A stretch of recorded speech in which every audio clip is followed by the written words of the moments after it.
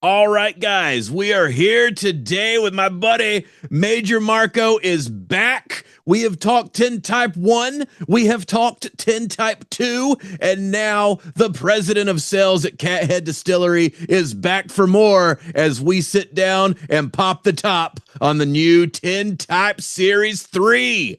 Welcome back to the program, buddy. Thank you, Jesse. Glad to be here. It's been too long, so glad we've got another reason to catch up. It really has. We were talking, it was probably like 2022 when we first started talking whiskey. And since then, you have seen just I mean, we were already in the boom, I think, when we first started talking. But to see where whiskey has gone since Tintype 1 and now we're sitting at Tintype 3, it really is a wild little whiskey ride that we've all been on. Buddy, it's a roller coaster, man. Ups and downs and all arounds. I mean, the bourbon industry as a whole experienced a massive boom, and now there's a little bit of reverting back to the mean, but there's still so much awesome stuff out there and cool products and great distilleries doing different things that it's just, you know, we don't like to focus on headlines around here. We like to enjoy a dram and get to know other people and just hang out and talk shop. That's exactly right. And for everybody that's like trying to dwell right now, I would say go look at the shelf. If you don't Yeah. think it's better now than it was 5 years ago, then go to your local liquor store and look at all of the goodness staring back at you and the breadth of expressions. You don't just have a straight bourbon. You don't have just a straight rye. You've got toasted. You've got barrel finished. You've got pot still. You've got straight rye. You've got everything under the sun. And that is the I'm gonna say cornucopia, Major. That is the cornucopia of the whiskey table that has been set from the 2020 then till now.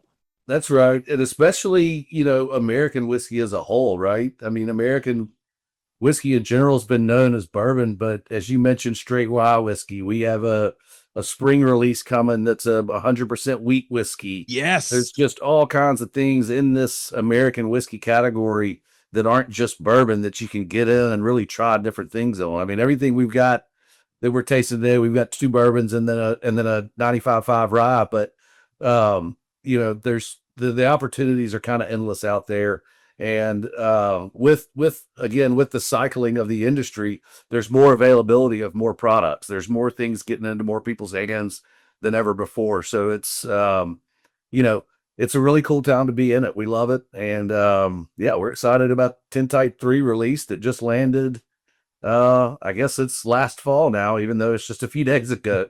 But it hit the market around November, and here we are at the beginning of the year talking whiskey. Well, and that's why I wanted to have you back on the pure I don't even want to say expansion, the growth, I would say, of what Old Soul has been doing in the whiskey space since we first started talking whiskey. You guys have always been on my shelf. I found you guys a little earlier than some, but what can I say? I'm an avid drinker. Thumbs up. But Old Soul's one of those first brands that I found where I was like, oh, wow, whiskey is not confined to the geography of a certain few states. Like you guys set up, I'll let you walk me through to anybody that's missed our previous conversations, a little history of Cathead and how you guys got going. Yeah, so Cadet Distilleries is Mississippi's oldest legal distillery, started in 2010. So kind of crazy that we're entering our 16th year of business, but so we started in 2010 in a small town just north of Jackson, Mississippi, and started with vodka. And it was vodka, and we released some flavor expressions with it, and up until 2018 when Old Soul first came out, and in 2018 it was just in Mississippi. It was a blend of sourced whiskey and our whiskey. That had all been aged here. And then we've slowly added stuff since that time. So we've got Old Soul Small Batch, which is just a kind of 90 proof everyday bourbon. We've got a single barrel 109 proof. That's the blue label behind your head right there to your right. Um, a few years ago, we released, I don't know if you remember this, you got one of them back there, the Rare and Limited series. We released a 15-year and a 13-year. I see those back behind your head as well, of pure sourced whiskey. And then this last year, we just started getting into kind of breaking into our estate collection, which is 100% art distillate and all aged here. Even the source whiskey that we get is distilled in Indiana, but spends its life cycle here aging in oak in our Mississippi kind of heat and humidity, our terroir, if we want to talk about a wine term.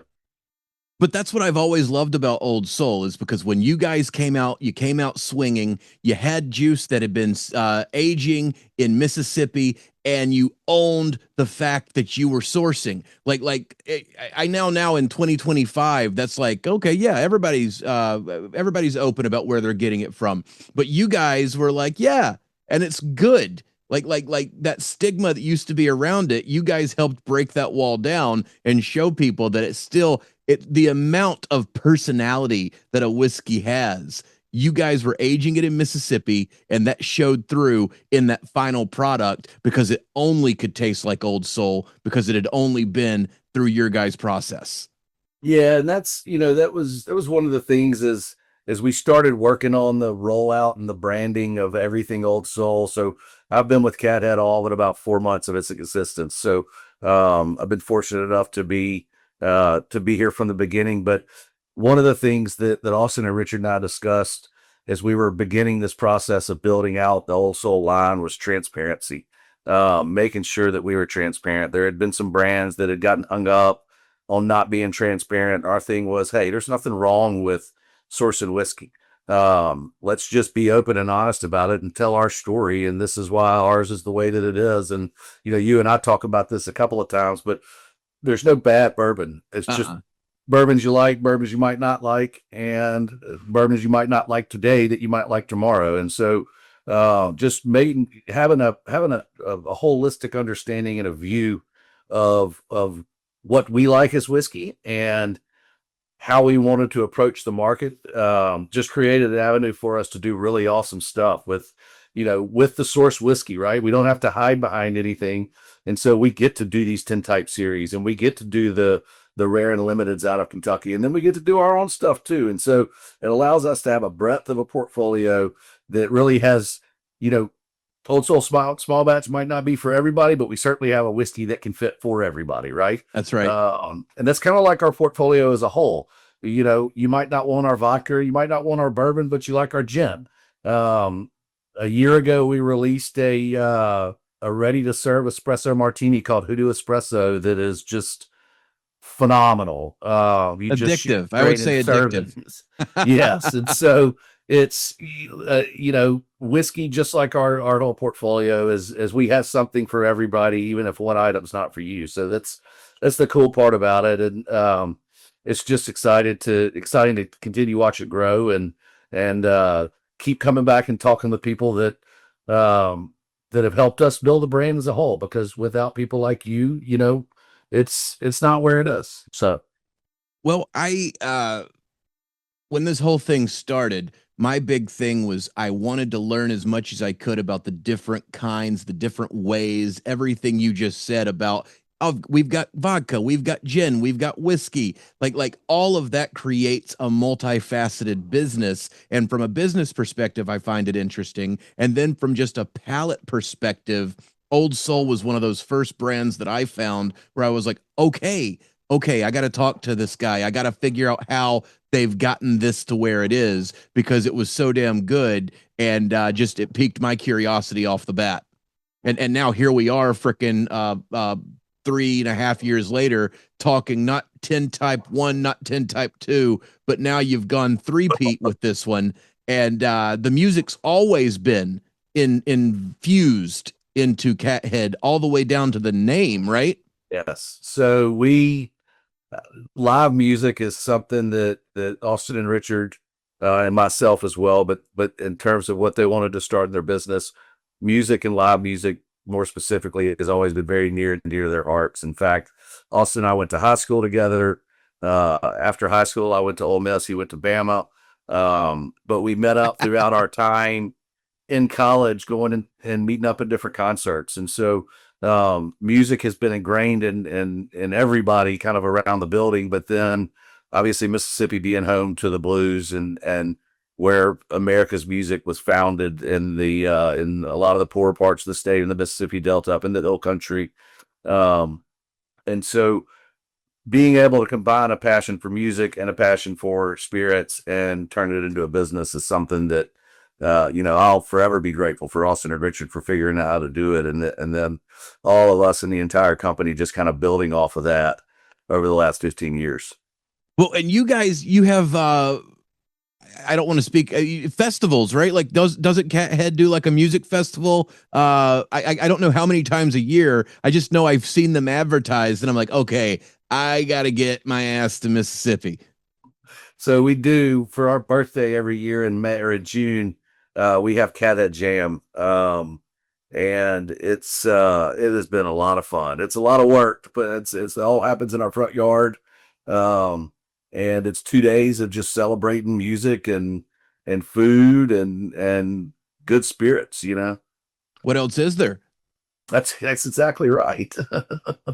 On that note, we always geek out about music a little bit. What are you listening to right now? What shows have you seen recently? Well, concerts have been a little bit few and further between for me right now. I got to see a couple at Brandon Amphitheater. I got to see Rod Stewart out there, an oldie but a goodie. I took my son to go see Hardy. He's a big fan. Nice. And then I've seen a few things here and there in New Orleans and just kind of around. But I'm listening to a lot of outlaw country right now for whatever reason. I'm right there with you. 2025 was an outlaw year for me, and it's I've been living kind of in the 60s and 70s and 80s outlaw country. That's beautiful. It's so funny that you say that. I got to see Hank Williams Jr. Live, and he doesn't tour a lot, and I really, anybody that likes outlaw country, you got to love Hank, right? Yeah. And that man, for however old he is, he played every instrument. He played the piano with his feet. He just put on one hell of a show where it was impressive. I was beyond impressed with how I don't know what you expect. Sometimes, like you said, you went to see Rod Stewart. You never know which version of the talent you're going to get. Right. A buddy of mine went to go see, and I don't want to name names, but he went to see one of his favorites, and he was like, "Oh, they should have stopped." And I was worried about that when I went to go see Hank, but it was absolutely just out of this freaking world, man. No, and it's funny you mentioned Hank too. So Kenny Brown, who is on the Tintype 3, Mm-hmm. helped record some of the songs on Hank's blues record that's Really? out. Yeah, Kenny and Sarah were at Hank's most recent marriage in the last couple of years. Oh, that's awesome. I think Kenny may have played it, actually, if memory serves correctly. I think he played his wedding, which is just, as we try to weave everything kind of ties back into the blues one way or the other. And that's completely organic right there. Yeah. We were going to talk Tintype, and we just let ourselves into it with a little Hank. As soon as you said Hank, I was like, oh, here we go. There's the tie. Love it, love it, love it. The past every Tintype so far has had a story. This Tintype Series 3, how did Kenny come to be the man on the bottle, and what is the story behind this blues man and the whiskey in the bottle? No, buddy. We got a couple hours to sit down and chat about it. Yeah. So Tintype 1, back here over my left shoulder is Captain Luke Mayer. Tintype 2 is Herman Hitson. And Tintype 3, as we were looking at it, we started tasting this whiskey. We were like, man, we got to figure out, let's see if we can get Kenny. So Kenny Brown is you got a dram? I've Yes, got a dram sir. as well. Cheers. Cheers, buddy. Good to see you. You as well. Mm, So Kenny, my gosh, awesome. so That is good. absolutely awesome. It's awesome. So Kenny is he's a He's bluesman from Mississippi, from the Hill Country, and he was R.L. Burnside's one of R.L. Burnside's guitar players in the 80s and 90s. He just kind of grew up. I think he grew up in Nesbit, Mississippi, which is a small town in North Mississippi. And he was telling me, in fact, when I took he and his wife Sarah some of this right before Christmas, one of the first blues, he was 7 years old, got to see Mississippi Fred McDowell play, which is kind of a cool story he told me. Oh, that's awesome. So he learned the blues from all these old hill country people. And about 12 years ago, so the hill country blues is its own. You've got Mississippi Delta blues, you've got hill country blues, it's Chicago blues, Memphis blues, so on. And there's the North Mississippi Hill Country Picnic that happens the last weekend in June every year in Waterford, Mississippi, which is about 15 miles north of Oxford. And it is just a pure, it is honorary to everybody that came before Kenny as far as the Hill Country Blues musicians. So about 12 years ago, this festival is in peril. Mississippi, or I don't want to blame Mississippi, but somebody had pulled some grant money. I don't know if it was the feds or the state, but some grant money got pulled from them.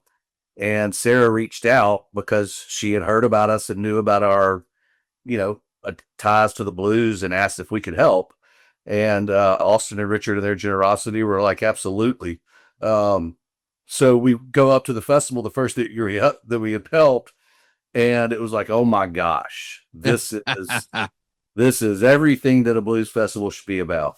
It is in the middle of nowhere in Mississippi. It is hot as fire in late June, and just raw blues music. RL's son Dwayne plays, his grandsons play, Junior Kimbrough's kids and nephews play. You got the Kudzu Kings. I mean, it's just all these North Mississippi musicians that don't get their due. So anyway, see, I like to say that over the past 12 years, that's an annual track for us, is to go up to the Hill Country Picnic. And then over time, we have just become really, really close to Kenny and Sarah. In fact, I've got a good friend of mine that works in the beer business, and they joke that we're their adopted sons. So that would make RL my adopted grandfather. But worst company to be in, right? So when it came time for this one, it was one of those things. We tasted the whiskey. We were tasting the whiskey before we were getting there. It just screamed Kenny Brown. So that was then, all right, how do we get a tintype photograph of Kenny? And fortunately, Kenny and Sarah had one, and the artist allowed us to use it. And oh, that's awesome. That's how we got Kenny on the bottle. So it's an 11-year-old, 21% rye. Yeah.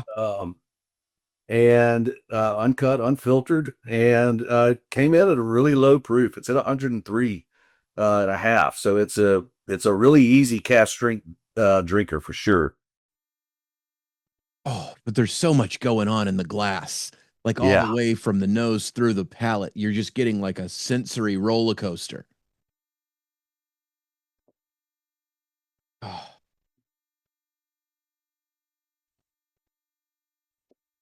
And it's just got the finish on it's just so long. It just hangs out. It's got that wonderful rye spice in it, but it doesn't punch you in the mouth. It just kind of creeps up. Well, it's like a wave, right? Like it kind of rolls out where it hits the palate, and you get that beautiful bright note, and then it goes, and the rye sort of like envelops the tongue as that sweet follows by the savory, and then it just completely, the mouthfeel on this is out of this world. Like it's oh, and it just keeps going 100%. I mean, it just kind of dances around your mouth a little bit. Mm-hmm. Because then the sugars find the front of the palate again. Like it just keeps working the room. Like it hits the back, and then it comes right back up and sugars the front. It just, God bless, you could sit with this all damn day. Well, and I love the proof on it. Some of our stuff that is getting up there in age is getting really, really high in proof. And so to have this come out at such a low proof, number one, it's a pretty big anomaly. but by it being low proof, it's like it's compounded the flavor in like it's got the same viscosity of a heavier proofed whiskey, but the flavor it's almost like that unicorn where you're able to, I don't want to say have more of it, but you're able to enjoy it a little longer, because if it was, maybe 114 up to 121, you might one and done it, or you Right. might I've had this and now I've got other things to do. But at 103, I mean, I already know what the rest of my day is going to look like, I'll Well, go. that's it's also kind of funny going back to the picnic a little bit. We are, when it's 98 degrees outside, whiskey isn't the first thing on your mind, but we leave a bottle of Old Soul small batch in the car, and that's what we take shots at it because it's chilled and it's not super high proof, and it's funny that that the Tintype 3 having Kenny on it's not crazy high proof, so we likely could have shots of Tintype 3 if we need to. Well, I think the rye and the mash is the beauty of this one, because you're getting that spice cutting through the sugar of that corn, Yes. and it is just working together so well. And I mean, 103, it is punching so much higher above its weight class because it's got the flavor of a 110 and the Right. drinkability of a 103, which is just an all day solution. Yeah, right. It's a breakfast whiskey, if you will. That's right. That's right. Breakfast, lunch, and dinner. It is the three square of Tintype 3. Yeah, the Tintype series just in and of itself. So 1 and 2 came back this year as well. Every year, Tintype 1's a 7 year, Tintype 2's a 9, and now the 3's an 11. So the only thing that really changes is the proof point on them. But the flavor profiles could not be further from one another. They're just, they could be left hand, right hand, total opposites in a great way. And so it's just, I think it speaks to a kind of a perfectly beautiful, inconsistent formula that we've got going on at Cathead, where we're still young enough to where we don't know everything that's kind of going on in terms of our rick house. And we're still learning a lot of that stuff. I mean, we've got stuff that's 7, 8 years old, that's 135 proof, all the way down to this is about the lowest proofs that we've got at 103. But it's just wild, kind of the variation that you get both in proof and just barrel to barrel, batch to batch, right? Because everything's blended in such small batches here, 30, 40, 50 barrels at a time, to where each blend outside of Old Soul small batch is gonna kind of be a little bit different just because of the nature of how we do things. But I love that. And I can't wait to do a flight of 1, 2, 3 next to one another. It's awesome. Because I know Tintype. I remember Tintype 2 so well because it was weightier. It had a heavier mouthfeel. Tintype 1 I felt was the in between of 3 and 2, where it had the sugar and it had a little bit of weight, but it wasn't as heavy as number 2. So I cannot wait to go 1, 2, 3 and put them back to back. And I love the fact that every time the batches come out, they're minus the small batch, that they've got their own personality. I think that's what makes them fun to buy every year when you guys release them. And you can see behind me, I've got a couple. I've always got a couple of the Tintypes in reserve, uh, because that's you didn't drink them against the last one you got, Right. and that's Well, and it's robusto, funny. you know. Well, in Tintype 1, last year, are you familiar with Fred Minnick? Yeah, of course. Tintype 1, Tintype number 1 won Best in Show Bourbon in the Ascot Awards, in Fred's Ascot Awards, which was just, we were blown away by it. I mean, going up against some of the heavy hitters that are coming out of uh, the most awarded distilleries in the country, and here we are with Tintype 1 coming in and bringing home the cheddar with a 7-year-old whiskey. I mean, while we're talking music, one of my favorite memories of when we all first started doing this, I think it was my first year at Bourbon and Beyond, and sitting there with Fred, smoking a cigar and listening. Like he's working. I'm just sitting there happy to be invited. but we're sitting there, we're smoking cigars, we're drinking some delicious whiskey, and Julian Van Winkle walks up, and now you're sitting there, you're talking with Fred, you're hanging out with Julian, and you're listening to like I think Kings of Leon are playing on one stage, and like the maybe the uh, I don't want to talk out of turn, but I think one of the maybe the Eurythmics are playing on another stage. I just remember thinking, "Holy Lord!" And Pearl Jam was about to go on, so you're just like, the best of all the things are happening right now. Like left ear's happy, right ear's happy, cigars happy. Julian Van Winkle's here. We're talking about freaking all the things at one time. It just the beauty of whiskey is when people get to come together in that way. And cheers to Fred for sharing some good whiskey to a noob with a noob 5 years ago. That's a the only time I've met Julian, had the pleasure of meeting him was at Atlanta Food and Wine. It's probably been 12, 13 years ago. And he had a little flask of some really nice whiskey. I didn't ask him what it was. I just complimented him on some very fine bourbon. It was one of those moments, Major, where you realize I was listening to Dan Soder. He's a comedy friend from New York, and he was telling a story about how he met Eddie Vedder and he messed the whole thing up because him and Eddie Vedder were having a very cool, very real moment. And then he messed it up by asking if he could take a picture. And I remember in that moment right there, I'm like, you do not need to even pull your phone out of your pocket. You're sitting here talking whiskey with Julian. You're sitting here smoking cigars with Fred, and you've got frickin' Kings of Leon in the background. Shut all of the business off for a moment and just be present. Just enjoy the moment. Just enjoy it. And I think we were talking about this before we got started. I think one of the things that makes this whiskey environment so good to be a part of and this industry so fun to be in is the fact that when you're drinking good whiskey, it really does. And I'm not saying this because me and you're talking about whiskey. It makes you be more in the moment than you would have been had you just been there.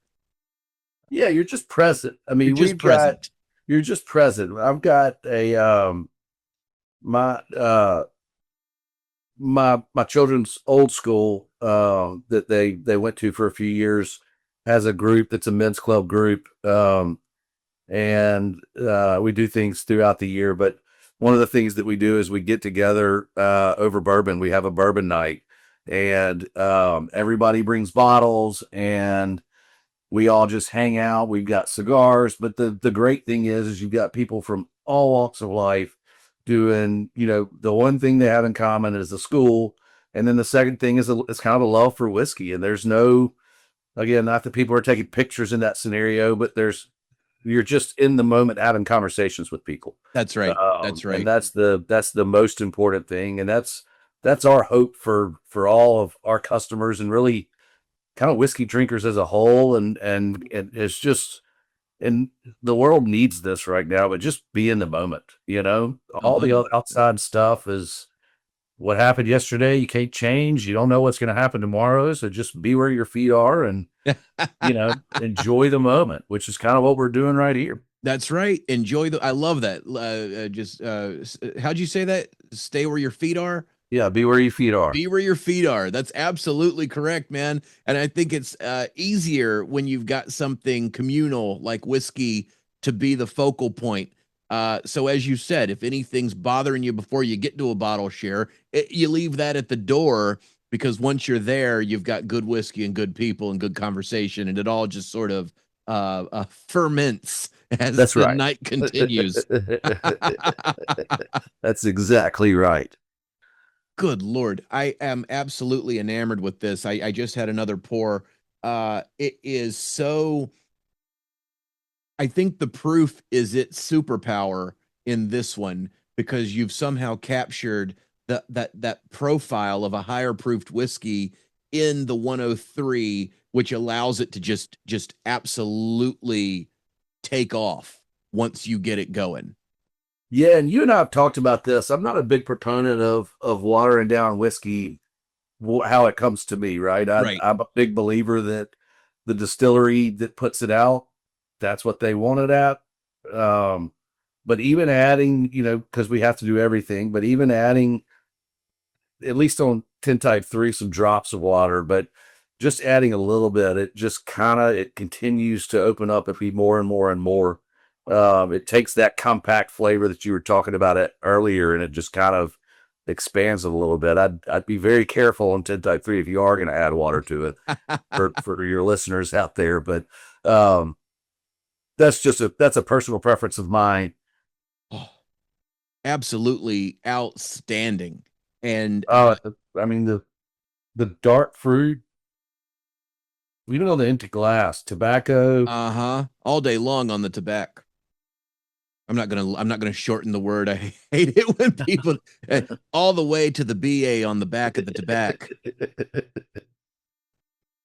Yeah, Oh, we're proud of this one. Not only does it have a personal connection to us, it's badass whiskey, which is you combine those two things together and it's wonderful. oh, 100%. Just sitting there picking it apart from the nose, like you get a little hint of like, I don't know what the nut is, but like maybe like a little pecan on the front of the nose. And then you go into it and you get those dark fruit shining through with the spice right behind it, like where that it just, oh my God. And then the finish, it keeps going for days. Oh, I could sit there with that all day. A proper addition to the Tintype lineage. Uh, Thank you. and I assume Kenny was proud because Yeah. this is a damn good bottle of whiskey. Well, it's funny. I was up there and we kind of sat. We played. We caught up for a little bit because I hadn't seen him in 3 or 4 months, and um, finally he was like, "Well, what you got?" Yeah.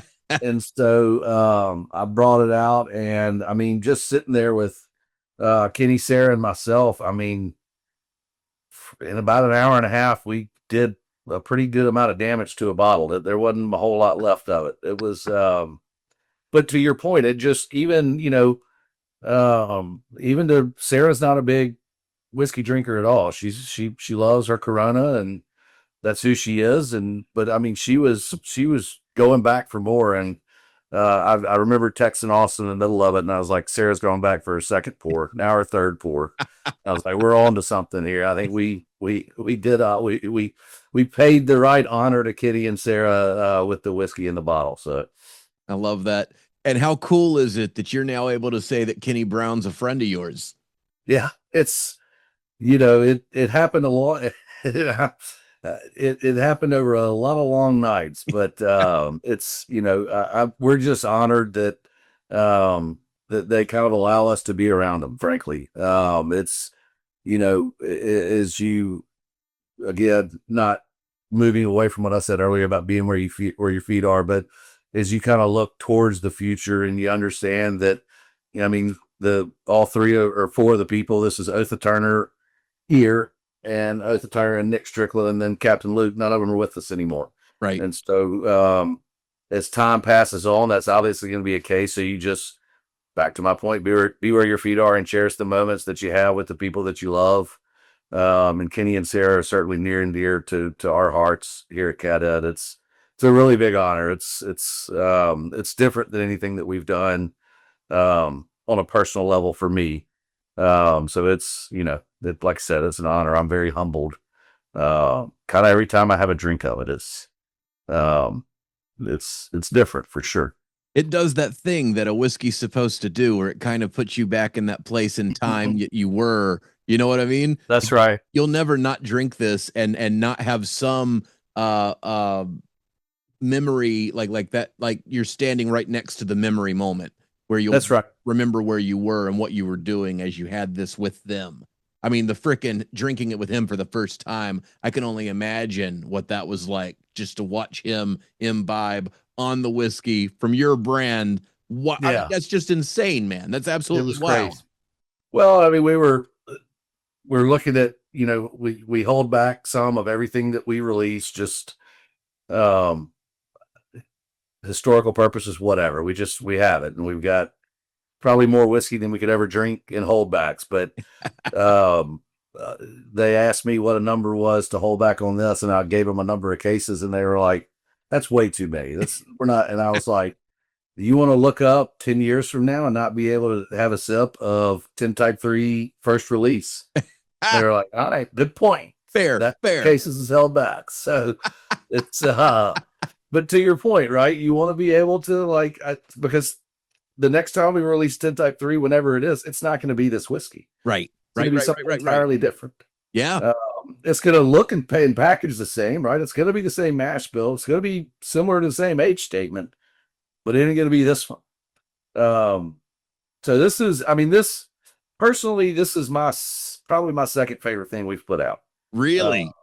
yeah, and I'll probably get a little bit, get chastised a little bit by our team members, but the Old Soul Rare and Limited 13 year that we released. I don't know if you have the 13 or the 15 back there. I got the 13 right behind me. That's my favorite thing we've released. I don't have any more of it, so enjoy it while you got it. Well, you're talking about those memories. I remember specifically, I was in Nashville, Tennessee, doing a show at Zany's, I believe, and I just happened to before the show stop in because when this thing came out, you couldn't find the 13 or the 15 anywhere because you guys, we haven't touched on this. You guys were ahead of that game when it came to like we're just now in 2025 getting to people putting out the 12 and the 14-year expressions, and you guys were putting out 13 and 15 in 2023. I Yeah. mean, that and you couldn't find one anywhere. And I just happened by the right liquor store at the right time and saw that sitting there winking at me and picked it up, went in, did a show. Then, you know, the rest of the night was what it was. That's how that always happens. That tends to be the way it goes. I've learned that as I do whiskey tastings during the day, that I need to put a few hours between the tasting and the show. Not for me. I'm a tank. I Yeah, can. you're fine. I'm fine. But the dude that's been drinking 123 proof whiskey, you sit his ass in the front row of a comedy show, it can go sideways quicker than a protractor, man. I mean, it's I've seen it go every which direction on stage. I bet. I bet. Good Lord. That is absolutely that Tintype is something else, man. That really is above and beyond whiskey.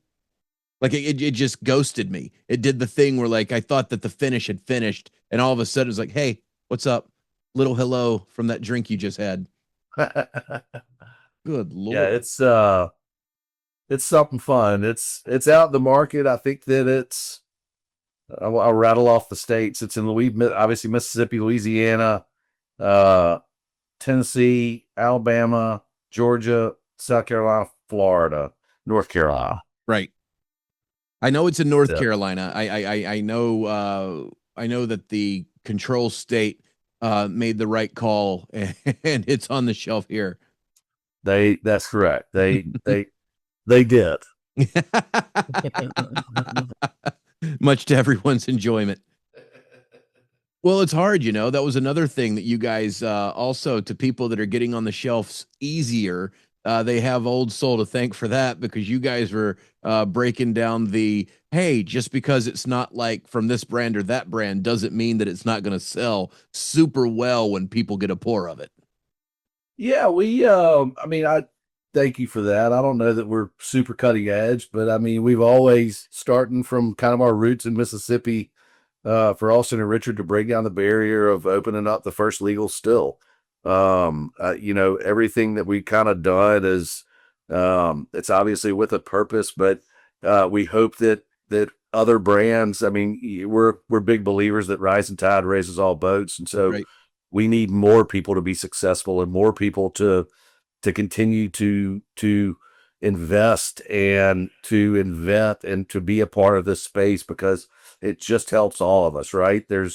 You've got Diageo and Heaven Hill and Suntory and Sazerac and all these massive massive companies that really dominate and control the market, and not just in whiskey, but in everything that's consumed in the beverage alcohol space. And so, to be a part of a growing group of distilleries and entrepreneurs that are trying to kind of buck those trends and bring consumers goods that aren't forced to them by major marketing campaigns, right?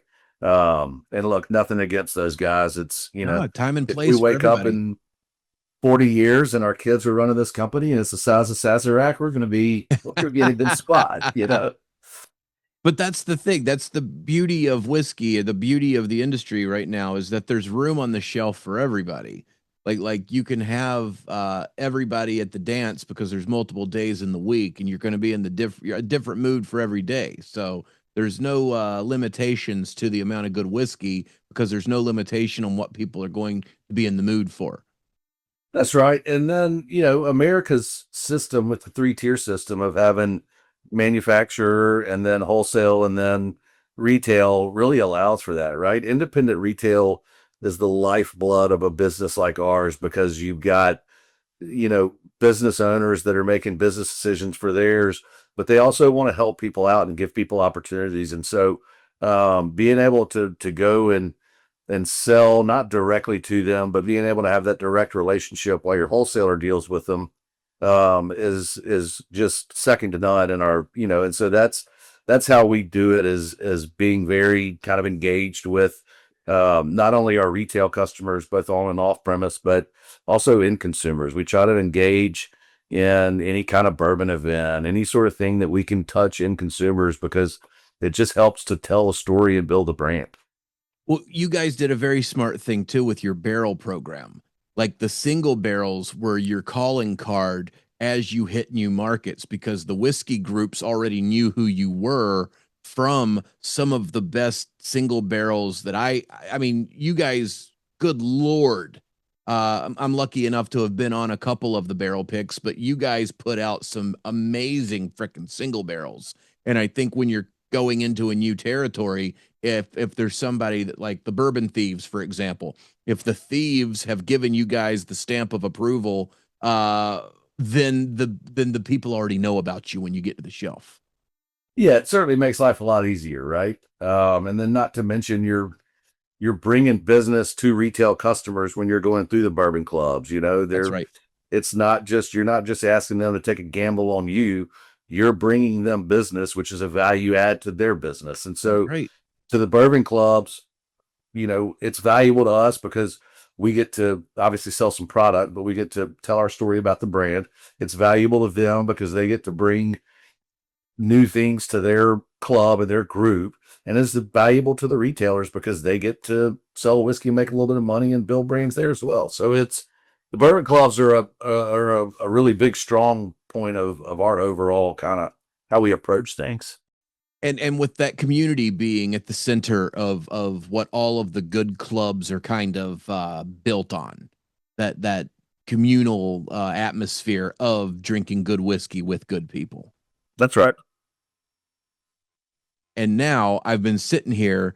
I love the fact that you guys have a 7 year pot still expression on the shelf. Like I mean, of all the things, of all the difficulty, like a mass produce. I love a pot still. I tell me a little bit about this guy. So this is estate collection number 3. And estate collection denotes all our distillate and obviously aged here as well. So this one, estate collection 1 was only available in Mississippi, and it's a 16% wheated bourbon. Estate collection 2 was 100% wheat whiskey, that came out last spring for the first time. Will come back around this spring, and maybe you and I can hop back on if your listeners aren't tired of us. But I'm down. They'll follow. um, so this is the State Collection 3. It is grain to glass, everything grown in Mississippi, 65% corn, 28% wheat, and 7% sorghum. Sorghum, really? Sorghum, yeah. So we wanted to use sorghum because we wanted to have every grain be from Mississippi. It's pot distilled and aged 7 years. And pot distillation, it's a whole different ball of wax than column distillation. It's they're both art forms, but in their own right. Pot distillation is a totally different ballgame. I love the funk of the pot still. I absolutely adore that just complete the grains come through differently when it's off the pot. And sorghum, how is that to work with? Like what challenges did you have and what are the profiles that come along with it? So I don't really want to get out of my pay grade in terms of the challenges as it relates to sorghum versus like a malted barley. Um, from what Gabe, our head distiller, and Chase, our other distiller, have told me is it acts pretty similar. But as far as a flavor profile, it just adds a depth and a complexity of a different grain. Even though it's a 3 grain whiskey, it drinks a little bit more like a 4 grain whiskey. And the only thing I can attribute that to is that it's column distilled and then it has a funky grain that's 7% of the mash bill, right? Um, but it's just and proof on it's 111 and a half Yeah. at cat strength as well. So a little bit higher. So we stepped up a notch.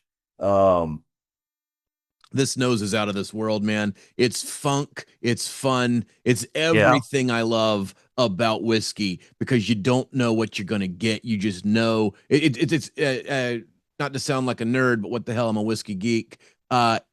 It's exciting to the energy that comes along with the nose of this one.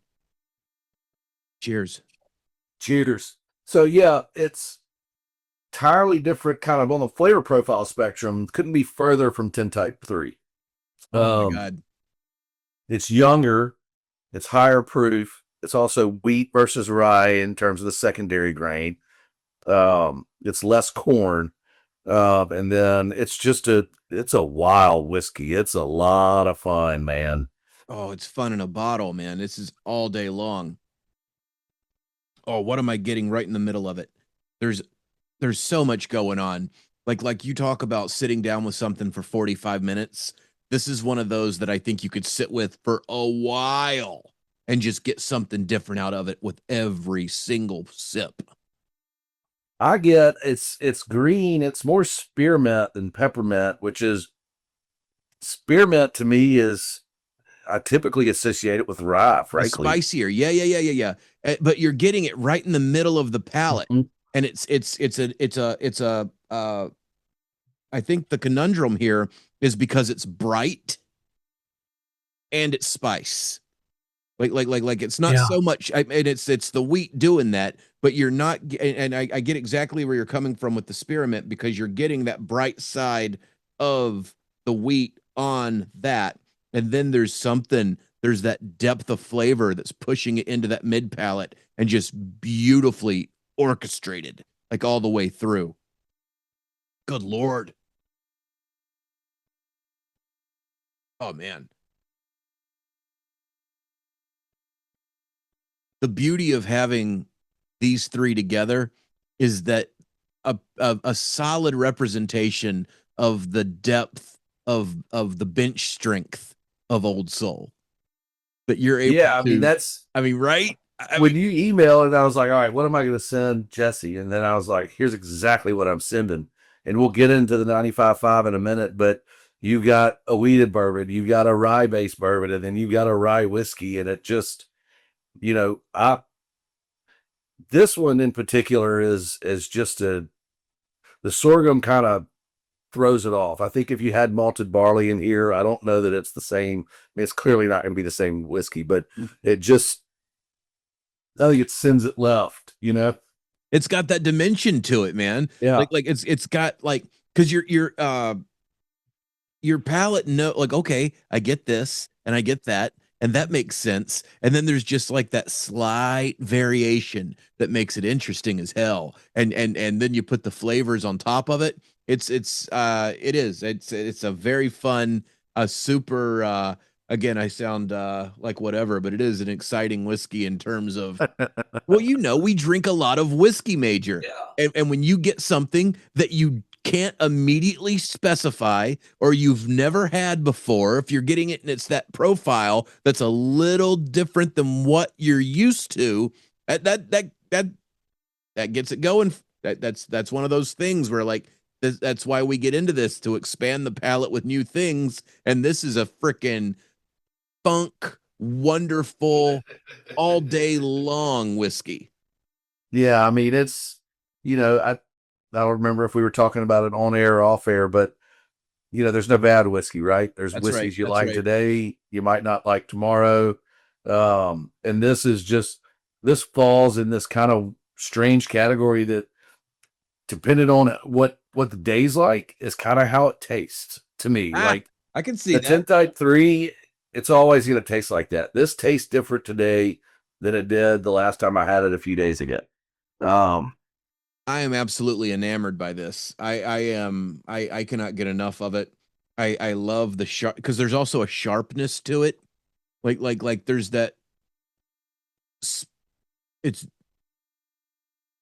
yeah, I'm sticking with sharp, because the edge of the palate on the left and right side, there's almost a semi dryness to it mhm. that's then immediately followed up by that flavor burst. So Yeah. it's not, it's walking that line between both, and to do that is impressive. Like to do that and not have either side, it's not over drying out the palate, nor is it over sugaring the mid palate. It's really walking that line that makes the back of the palate want more. And I mean, good Lord, we just talked about every like minus, and there's none of the sugar at the front of it. Like there's nothing slowing this down.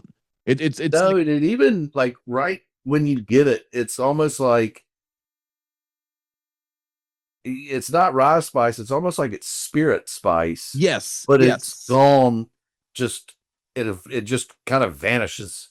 It's a Uh, funk spice. It's a funk spice is what it is, because it's the weight of what's going on that is creating that impact that I think that's where we're getting that perceived spice from. a funk spice. I A love funk that. spice, man, all day long.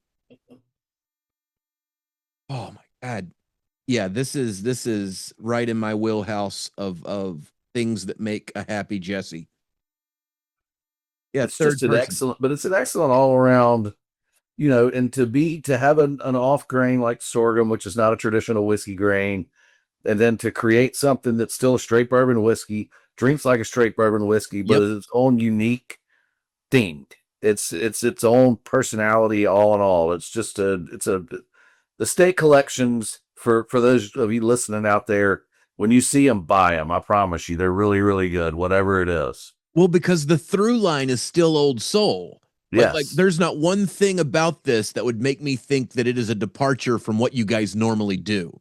It is what you do, and you've chosen to do it this way, which is completely frickin' working within that old line flavor profile.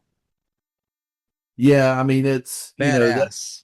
you gotta I gotta give all the credit to our production team, our distillation team on how this stuff is kind of coming out. But to your point, and even when we get to the 95.5, the old soul kind of cuts down the middle of them, right? You just kind of know it is what it is. Like it's an old soul being, at least with us, is synonymous to Mississippi and what we're doing here. But you're kind of drinking it when you're drinking it. Whether it's small batch, whether it's a cash street store pick that somebody picked that's 132 proof, you still could kind of cut through and figure out what it is, which is a really kind of a cool testament to our blending capabilities, to obviously with the pot still, to what they're the pot still versus the column still. I mean, pot distillation is a lot like a chef, right? You've Mm-hmm. got Mm-hmm. there's a lot of, I mean, obviously there's temperatures and there's proof points involved in when you're making your cuts, but there's a lot of you know chef's touch to it, right? There's a lot of taste to it. That uh personality shines when through. the temperature and the proof's just right, but it's not tasting right, the distillation team might not make the cut. They might wait a little bit longer, or they might cut it a little bit earlier, depending on what's going on in terms of just to get the hearts Yep. what it is. And so that the pot distillation, I think, again, I don't have a lot of familiarity with columns just because we don't have one. But pot distillation, I think column distillation, I should say, maybe takes a little bit more of the guesswork out of it, whereas pot distillation still requires a really hands-on approach to making sure that you're doing things from a flavor profile standpoint. And what's always been fascinating to me is, and it didn't happen until we started doing a specific project with a good friend of ours, John Currents. But tasting White Dog off the still and knowing whether or not it's going to be a good whiskey is just mind blowing to me. How these guys do it and kind of where to cut it, right? Because what comes off the still is nowhere near what's in the bottle. It's not anywhere close to it. And I didn't. The first time I learned it was when we started working on this project with John, and we got some really fancy heirloom grains, and we created this kind of unique mash bill that he wanted to recreate. And when it came off the still, I was like, oh, well, that's different. And they were like, well, that's why you're in sales and not distillation, because there's everything's different. And I was like, you're exactly right. You're right. It is such a skill set. It is one of those things where I think we can be taught, like you and I can go through, but we're not doing it every day, so we're never going to be as good at it as they are. We're never going to have that muscle, but that muscle for them is so honed at this point. And to tie it back to the music, it's the artistry, right? Like when you're working the pot, it's almost like working an instrument where you just know where it needs to be, and you've got your 30,000 hours in, and you know how to play it. Yeah, that's exactly right. And we're trying to ramp up our capacity. I was at lunch today, and we're trying to double our output in 2026 of what we did in 2025 through various same kind of general setup, Right. but efficiencies that we've changed, and just how we generally operate around the building. We're gonna just, and they told me that, and I was like, so we're just gonna double it, and they were like, yeah. And I was like, well, can you teach me the formula to do that for sales? Because y'all make it sound like it's so easy just to double it, like, what do you mean you're just going to double it? You're just going to do it twice. Yeah. Y'all working, 20 hours a day? What are we doing here? Right. Just keep it going. Just dusk till dawn. Well, the columns, interestingly enough, columns, it's really expensive to turn them off. Yeah. Really expensive to turn them off. It's a hybrid pot column, but this thing can run, I think it runs for 12 to 14 hours a day, and then it rests. My guess is that increases a little bit because you're not going to double the production without adding some time to it, regardless of what I've been told at lunch today. But but the point is that column, you got to turn it. If you don't turn it, or excuse me, if you do turn it off, it starts to cost you money. Whereas the pot allows us to do a lot of different things with how we operate kind of internally as a small distillery. That's wild. Just the operational aspect of that is interesting when you go to Dude, you need to come to Jackson. I gotta get next time I'm booked in Jackson, I'll make sure, or next time I'm in the Mississippi area, I'll make sure you guys know. Because I got to get out there, man. It's been too long. It's going to be in person. That's hey, don't tempt me with a good time. Yeah, that sounds perfect to me. Let's come down. I mean, we need to. You got to come to Jackson and come hang out for a few hours. I would love it, man. I would absolutely love it. Comedy, blues, and whiskey. Oh, trifecta. The trifecta right there. You come down here and perform in Mississippi?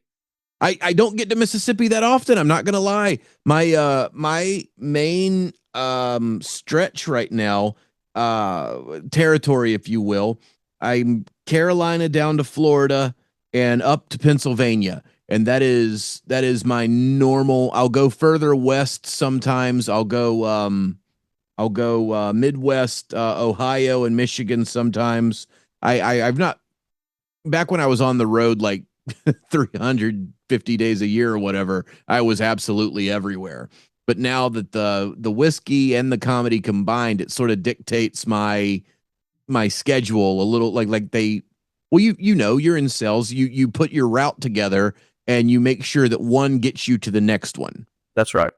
So that's sort of the territory is just organically built around that right now. But I mean, there's no reason that Mississippi couldn't be added to that. Yeah, there's not. I mean, if geographically speaking, Birmingham, Memphis, Little Rock, New Orleans, anything in that geographical area, you're too close not to come. Well, I know I'm going to be in New Orleans for what is it? Taste of the Cocktail, or Tales of the Cocktail I Summit. know I'll be there for Tales this year, so maybe we add on a couple days there and stop by some Mississippi. Man, we're 2.5 hours north up the road. Oh, come on. Yeah, okay. So I was just in New Orleans for the Sugar Bowl for Ole Miss. It was, speaking of being where your feet are. That was it. Was well, I say that there was, not to get into football in the game, but we kicked the game winning field goal, and it was just my son and I, and we were enjoying it. And I looked up, and all these people had their phones out, and I didn't have mine out, and and then when I got home, my dad and they were like, "You got pictures?" And I was like, "Not really. we I were was just at the there. moment. Like, Yeah. they're Oh man. here, But that's you awesome. know? That's exactly how it should be. Yeah. I Uh mean, be where your feet are. That's, you I need to love make that. this episode that, Jesse. Be where your Be where feet your are. feet are. uh in that same vein, it always takes a minute to get back into rhythm. We were in Mexico for a week over New Year's, and that was the goal, the unplug, the uh trust those around you to be able to do the thing that you trust them to do, and just completely be not for a minute, you know, like ate good food, drank new spirits, drank good spirits. It was just a solid unplug. That, to your point, be where your feet are and not 20,000 photos later be back in the States. Yeah, my one of our coworkers got married in November, and I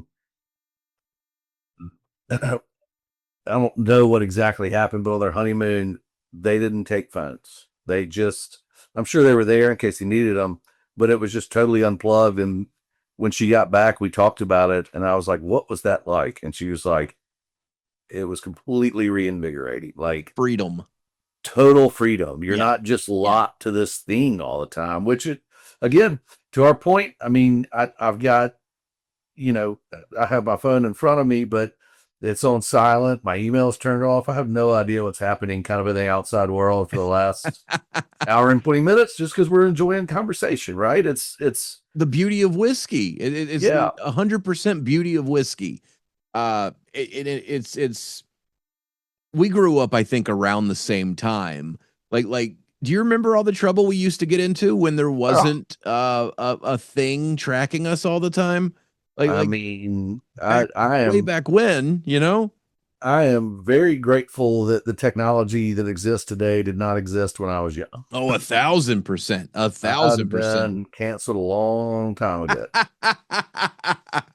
But I mean, again, it was just, that's just kind of what you did. And it just, Yeah, I don't, I, I keep going back to this thing over and over and over, and I go through it. It's something we talk about internally with our sales team. It's something, I mean, you've got a plan, you have to make plans, you have to have goals, you have to do certain things to set yourself up for success. But if you are not focused on the task at hand that's right in front of you, you're missing the boat. If you're not looking at what's in front of you, nothing else matters right now. You that's know, right. you've got to, I mean, again, you can't take away, like, we live in this world and it is what it is, but focus on what you're trying to accomplish. And I mean, again, be with the people that you want to be with, spend time with the people you want to spend time with, and don't let all the outside stuff matter. I mean, this, you know, Well, from the goal point of view, it's very interesting that you say that. I had an old improv teacher, I believe, Billy Merritt. I remember exactly who he was, and he said something that stuck with me. Like, and you're talking about your goal, and you've got to get this done today, and you've got to do this to get your to the next step. He said, do something every day. He said, there are no days off.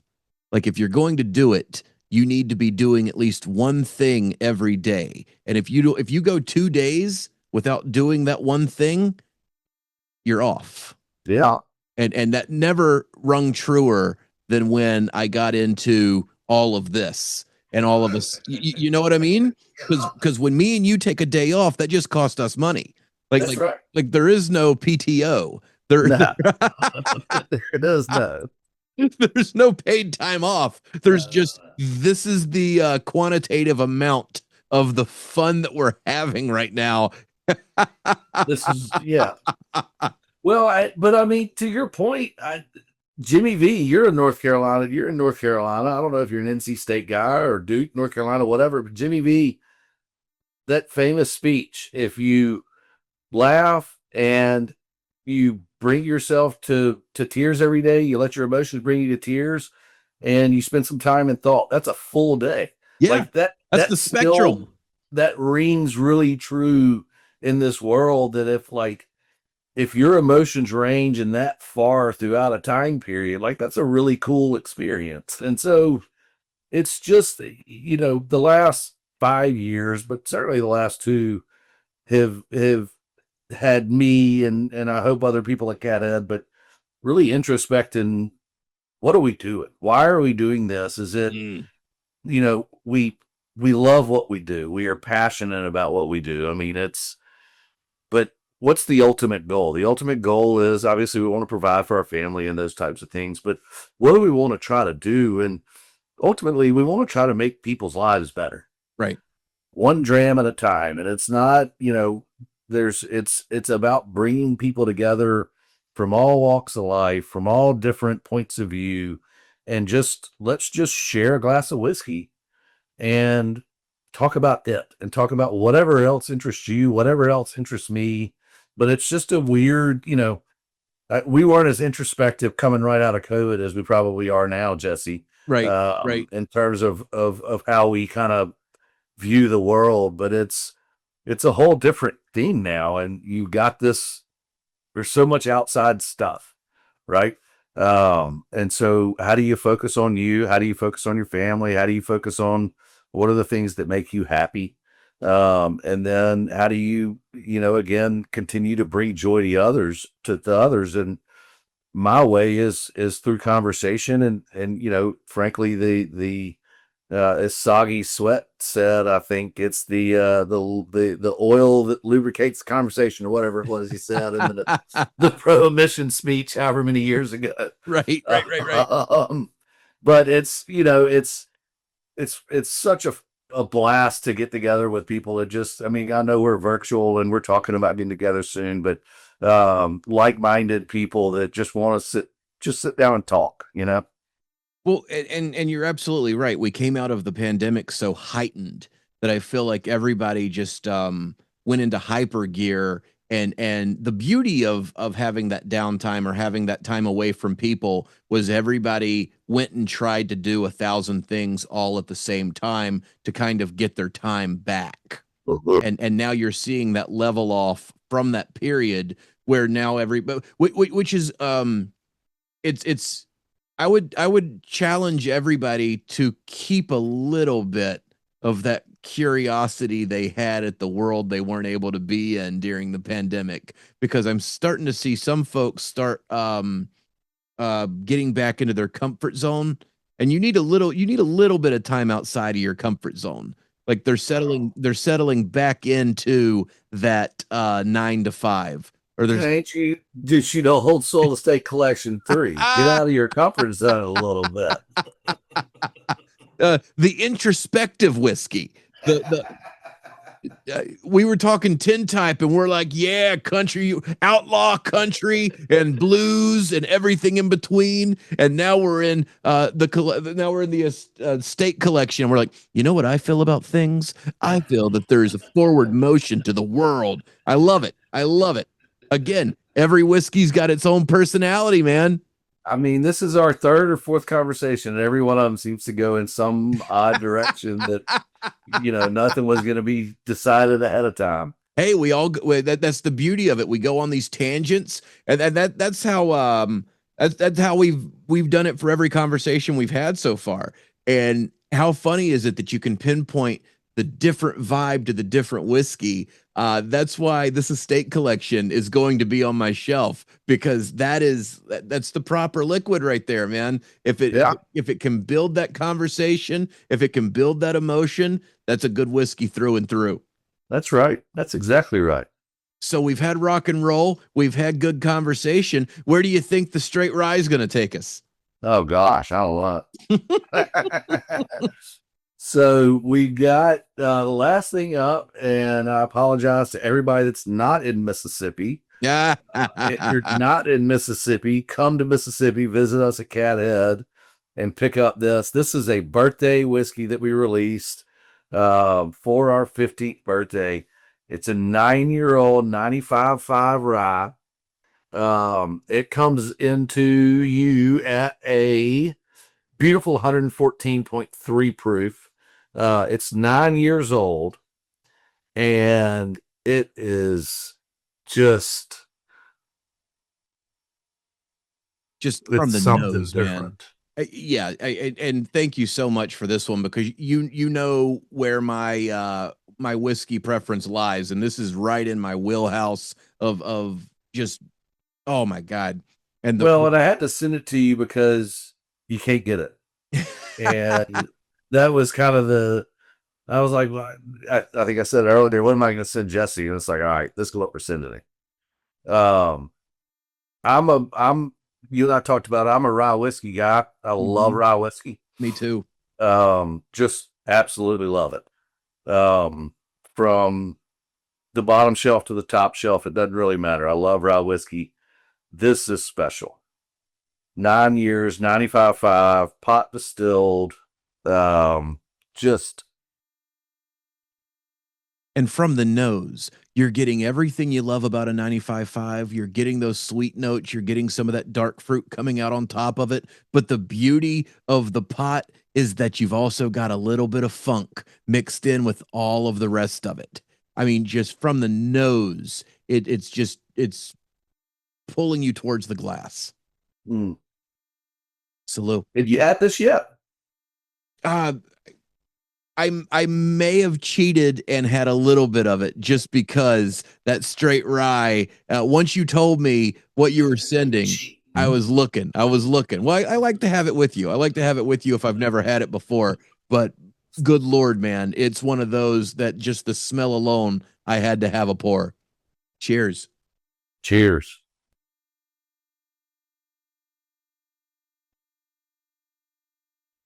Oh my God, Major. It's another one. It's another depth of flavor pour,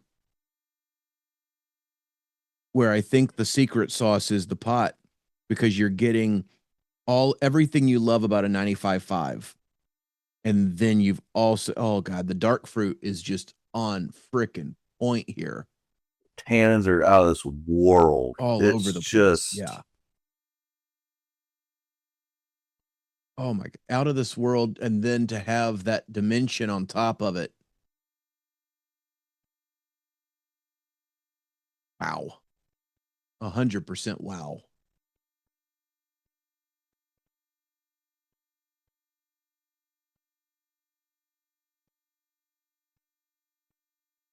Good Lord, man.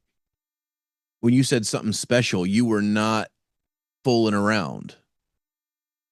so I've got a buddy in town. He and I are whiskey guys, and he always asks me whenever he sees some sort of release of ours. He always sends me a text. He's like, "Hey, is it worth it?" And I mean, obviously, my response is yes.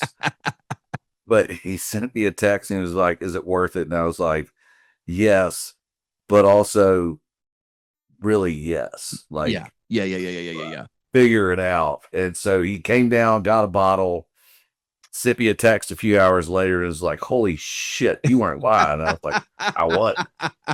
Like, I look, people are sleeping on it. It's fine. There's Well, it's another one where you've got so much going on. Old Soul is the through line, But then if Old Soul is the through line, you've got like a seismic up and down between here's what I know, oh, I'm getting this. Here's what I know, oh, and then there's this. But Like it still lives within the it is old soul world. 1,000%. Like it is, you could pick it out as Old Soul out of a freaking lineup. Yeah. And I think for this to be your birthday expression, that it is the culmination of what you guys do, which It is you're slapping the bass. it's It's really hard to tell, Yeah, but this look is at a that. really dark whiskey. No, that amber comes through right there. I mean, it has got deep color on it. Oh, and the flavor notes go deep. Like the flavor notes go exactly that.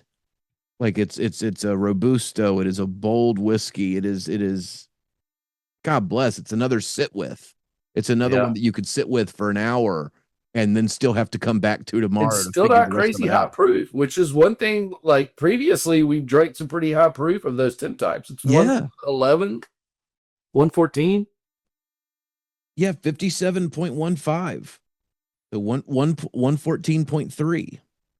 And And then it, when we started, we were drinking 120 plus yeah, proof yeah, yeah, yeah, in yeah, yeah, it yeah. back 2 or 3 episodes ago. Yeah. Back in 2022, like we were drinking barrel picks at 120 plus. And the fact that you guys are able to continually capture that flavor without that, I mean, that's the magic trick. The proof and the flavor profiles, the proof has come down and the flavor's gone up. Well, that's the you mentioned magic trick. I don't know that it's that, but it's. I mean, it's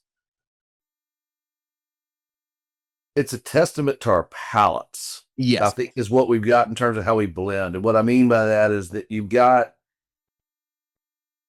our two distillers, our general manager, myself, Austin Richard. So you've got 6 different people who are 6 completely different drinkers, right? Like I'm probably the nerdiest of the bourbon nerds in the group.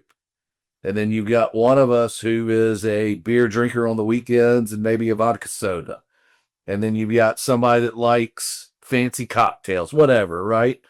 We've got this kind of conglomerate, but we are consistent in our approach, and that creates consistency throughout the brand, which is really interesting too, because it's you know our assistant distiller Chase, he and our palates are really similar, right? If we're doing something for a barrel pick at the distillery or something, like he and I are 9 times out of 10 on the same page, but then the 2 or 3 other people are not at all. And so it's that kind of grouping of people and how they approach whiskeys, right? Or how they approach in a more stale environment, you know, um,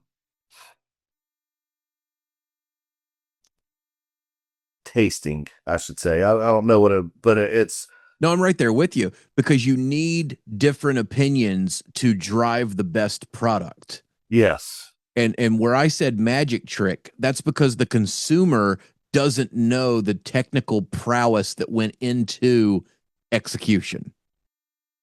Yeah. I mean, there's what's funny is like Gabe and Chase, the two, our distillation team, will bring me something and bring something entirely different in terms of a blend to somebody else to see how we bounce off one another. And then they'll pit us against one another and they'll bring everything the same to see how we kind of react and what our thought processes are and how much we remember the previous tasting, because it goes. You and I talked, I think, in our first episode when we first launched Old Soul. I was in a store in North Mississippi, and the guy told me that the whiskey sucked, and I was like, "Well, is it the whiskey or is it the Doritos that you still have cheese on your hands from eating?" And he sold 10 cases, whatever. It wound up being a success. The point is that Gabe and Chase consistently kind of move the goalpost a little bit to make sure that the rest of us that are involved in this process aren't swayed or motivated by some sort of outside influence. We don't really know what we're tasting. When like I walked in I mean, this was Friday morning, so New Year's or Friday morning, the 26th after Christmas. I came up to the distillery and I walked in and I had 4 glasses of whiskey on my desk. It's a great way to start the day. It's yeah, there's worse ways for sure, but I walked in and I just opened the door behind me and I was like, "Hey, what are we tasting?" And he was like, "Don't worry about it." He closed the door, Ooh, and so I just tasted through it, and then I opened. I was like, "What do you want to know?" So we walked through everything, but he was like, the point was is that before it's presented to us, they know what it is, what they like, what they dislike, and so that kind of that kind of um, team concept of how like Gabe and Chase in particular knowing what I'm going to gravitate towards versus not, and then putting stuff in front of me that might throw me off, and that just it creates really cool and unique kind of tasting experiences, which I think ultimately get them to where they want to go more than what, but it doesn't matter, right? We all get to the same place at the same time because of flavor profile expectations and what we want the product to be consistency wise. but that's such a smart way to do it because you would be if you were to get the same thing, if they weren't challenging you, if everybody was just agreeing with one another, you would not have the you wouldn't have the nuance and the volume and the dimension of the pores that you're putting out. You would end up with the same thing every time. And that would not be what you guys are doing. Like the if it was boring, it wouldn't be Cathead. It definitely wouldn't be Old Soul. You know what I mean? Well, and that's the cool thing about it is that you're exactly right. Like what's it's such a team effort, and we're I mean, you run a small business, so you know exactly what I'm talking about, but there's not just like some high on command making a decision. Right, There's right. a group of people that have debate and disagreements, a lot of agreements. There's, there's just there's a robust conversation. And then I mean, I've had times where I've tasted something and I gave my opinion and he's like, well, we'll revisit it after lunch. And, you know, maybe he noticed whatever, but it was, I, I might not have been on point that day, right? Like whatever the case is. And that is what's cool about having kind of this team that we have here at Cat that's doing everything from, I mean, we just, our South Carolina market manager came in a day early. We've got team meetings that are starting tomorrow. And he came in a day early because he hadn't had a chance to be at the distillery for some time being, and he was filling barrels out there, I love it. uh, and was getting involved, kind of sleeves rolled up and in the process. And we're just kind of a group of people that have a common goal and want to continue to grow and build a brand. Well, and that plays into what you were talking about with a small team. Everybody wears every hat. Like but by everybody wearing every hat, it creates that camaraderie, and that camaraderie with the goal mindset of creating something bigger than the sum of its parts is how you get to where you guys are going. And that's how you keep putting out whiskey as consistently good as you do.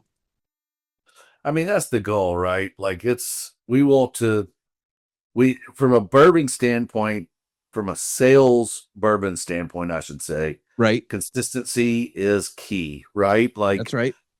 none of these three whiskeys are consistent by any stretch of the imagination, except for the fact that there's an underlying Old Soul. flavor profile of Old Soul.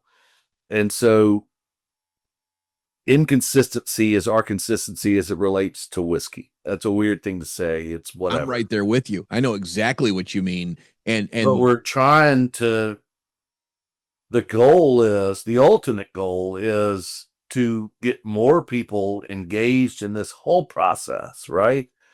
And whether you want to pick a barrel or you've got a group of people or whatever, like, because one of the things that we really learned a lot from with barrel groups was what, like, if you were tasting in front of a barrel, we told people, our team, we were like, take meticulous notes, Mm. figure out what they liked it, what they don't like. So then we can take those notes, get them back to our distillation team, and continue to hone our everyday bourbons. Right. Because when you're picking a Yeah, barrel, if you're doing a store pick and if you're a, you know, a retailer that does a couple store picks a year, you're not going to pick a left or right barrel. You're going to pick a straight down the middle fastball, that's right. something that checks all the bourbon boxes, right? Ah, But if you're a store that is known for barrel picks, you might go left or right. And so the thought process was, let's compile information and we have a let's I mean, it's a real life kind of R&D. test subject. Yeah, Yeah. let's figure out what people like. If people hate these things, I think I told you this on my first one. So I went back in 2020, I guess it was fall 2020. First barrel picks we ever did. I went to a store in Texas and we tasted some. And the guy said, and we all hated this one barrel. It's like, this is awful. Don't want it. So I came back and my notes back to our distiller were, I had all the notes. And then one of them was, don't ever send out for a single barrel again. It's awful. What did he do? The next trip I went to Kentucky and he sent me in with that one. I didn't recognize it. That's the one we picked in Kentucky. Just that's like from hell no, don't ever send it with me again. I don't want any part of it. Dump it in the street Right, right. to a prominent retailer in bourbon country Uh-huh. picking and enjoying that barrel. That's right. And That's it right. just goes to show, it goes back to what we said earlier. There is no bad whiskey. There's only whiskey you might not like today. That's right. If you don't like it today, try it again tomorrow. I feel like we've said that I, multitude of times on I, our show. I'm I, sure you've said it more than we said it. that is what I preach from the pulpit, man. Uh, I meet a lot of whiskey people. I know you do too. There's nothing that like if I can get through to anybody in a conversation when they tell me because I don't know why people like to start out with what they don't like. I've never understood that. Like I don't like blah blah blah blah blah. Like, well, you probably do. Or I'm not going to tell you what you do and don't like, but I would say maybe like you said a minute ago, do you have Doritos for lunch? Don't try something new. Did you have garlic? Don't try something new. Did you have a bad day? Don't try something new. Like there are certain factors that go into what you're having and you can't blame the whiskey for your day. The whiskey's not going to fix your day. The whiskey's going to heighten whatever you have going on. So if you didn't like it on Tuesday, try it on Wednesday. You might have a Yeah, I different mean, point of view. I think our first conversation was, I think it was early in the morning too. And we talked about, we didn't brush our teeth and we had that whole Yep. Yep. conversation Yep. about Yep. Yep. Yep. Yep. all those different things. And I think that if the more people that listen to people like you and engage in this industry and try to learn from this industry, it is it's just go out and find stuff. Just try stuff. Just try Whether it. I mean, Yeah. go to a restaurant and try two or three different $10 pours as opposed to one $40 pour. Yep. Learn, educate yourself, figure out what you like, and then hone in after that. But your palate's going to change over time too. There are so many I love that you said that because there are so many things where you'll go back and like this was my favorite thing in this time period and then you'll go back and it's like your favorite food when you were a kid and it's not your favorite anymore because your palate's changed. um Lisa Wicker told me one time that when she's cooking she tastes everything. I may have already told you this actually, but she tastes everything that she puts into what she's cooking.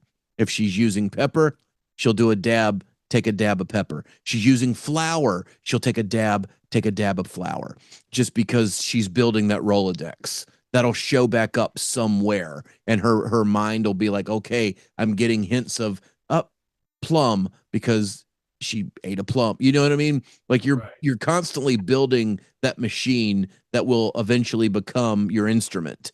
Um, I've gotten to the point. I had a thing a couple weeks ago where my sensory has been so heightened lately that my wife came home and I was like, "Who was around you that smoked today?" And she's like, "What?" And I was like, "Some who smokes?" And she's like, "I there was someone smoking outside the building as I walked in today." And How about that? I was like, "Well, I smell smoke." And it was just like one of those things where she's like, you're that's scary." And I was like, "Well, I can't help it, honey. I smell smoke." But like Yeah, I mean, we train these things. there's so much that happens in your as it relates specifically to drinking bourbon. And as we're Right, talking, right. look, this is in the context of tasting bourbon, understanding what you like, what you don't like. There's so many outside factors that the Yes, only thing that's consistent is what's in the glass. that's right. Nothing else is consistent. And so I love that. I swear I think it was you, but whatever. It's you may not like the whiskey today, but try it again tomorrow. However, you get to that point, it's Always. irrelevant. The point is that try new things, Yes. be Yes. adventurous, be I, Ted Lasso had some quote that I'm sure when he was throwing darts against Rupert, everybody Be needs to go back and curious. Be watch. curious. That's it. Yeah. That's Yeah. Yeah. it. Yeah. Yeah. Yeah. Be Yeah. curious, not judgmental. Yep.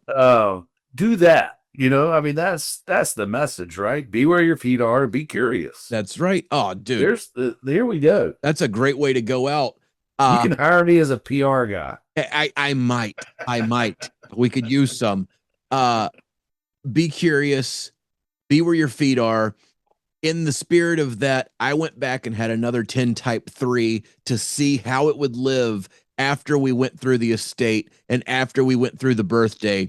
And you're 100% right, Major. That Tintype 3 is something special because at 103, it still stands up against the 114 and the 110 or the 111. Like what a beautiful freaking pour if it can sit there and after everything we've drank through in terms of the funk spice and in terms of the anniversary, for it still to have its own legs under it after all of that.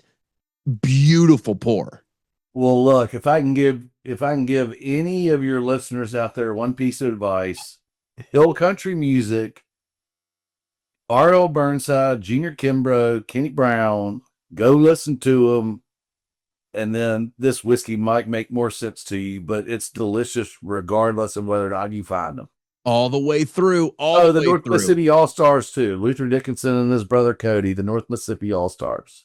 All right, guys, you've got your homework. Go out, Tintype 3, listen to some good music.